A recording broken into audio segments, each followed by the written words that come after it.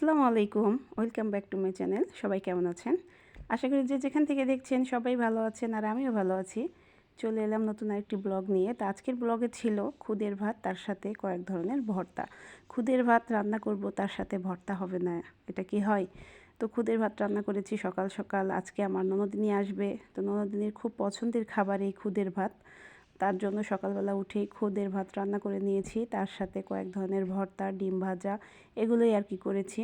তো খুদের ভাতটা রান্না করেছি আমি খুদের সাথে লবণ, হলুদ, এরপরে দিয়েছি হালকা করে তেল, আর দিয়ে দেব পেঁয়াজ, কাঁচামরিচ আর রসুন। এইগুলো দিয়ে তারপরে সেদ্ধ করে নিব। হলুদটা না দিলে আর বেশি ভালো হয়, তো আমি এখানে হলুদ দিয়েছি, তাহলে বাচ্চারা খেতে পারবে, তাছাড়া খাইতে চায় না। তো যাই হোক, ওইদিকে খুদের ভাতটা হয়ে গেছে, ভাপে রেখে দিয়েছি। এদিকে আমি ডিম ফেটে নিচ্ছিলাম, কারণ ডিমটা ভেজে নিব। ডিম ভাজা ছাড়া খুদের ভাত তো খাওয়া প্রশ্নই আসে না। এজন্য এখানে ডিমগুলো একসাথে সব ফেটে নিয়েছি। এখন একটা প্যান গরম করে ডিমটা ভেজে নেব। সকালবেলা এরকম খুদের ভাত, তার সাথে ভর্তা, ডিম ভাজা বেশ জমেই যায়, কি বলেন?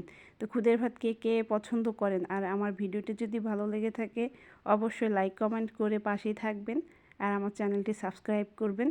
তো দেখেন, ডিমটাও আমি সুন্দর করে ভেজে নিয়েছি। এখন খালি অপেক্ষায় আছি কোন সময় খাওয়া দাওয়া হবে। আমার ননদিনী আসলেই একসাথেই খাবো। আজকে খুব সকাল সকাল উঠে এগুলো রান্না করে নিয়েছি। এখন আমি এখানে পেঁয়াজ ভেজে নিব হালকা তেল দিয়ে। ভর্তায় যদি পেঁয়াজটা একটু ভেজে দেওয়া যায় তাহলে ভর্তাটা অনেকটা সময় থাকলেও গন্ধ হয় না। এরপরে শুকনা মরিচ তেলের ভিতরে, হালকা তেলের ভিতরে সুন্দর করে মুচমুচা করে ভেজে নেব।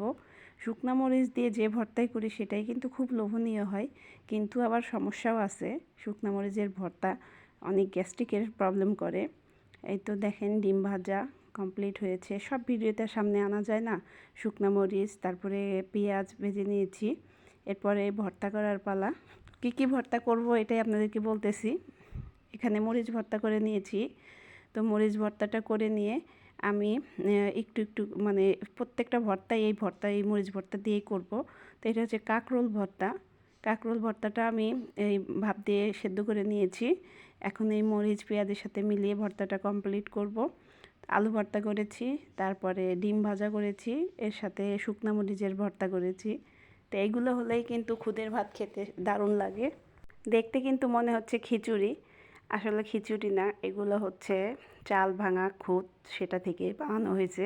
তো আমার ভিডিওটি কেমন লেগেছে, ভালো লাগলে অবশ্যই পাশে থাকবেন। তো আর বেশি বানাবো না ভিডিও, আজকে এখানেই শেষ করব।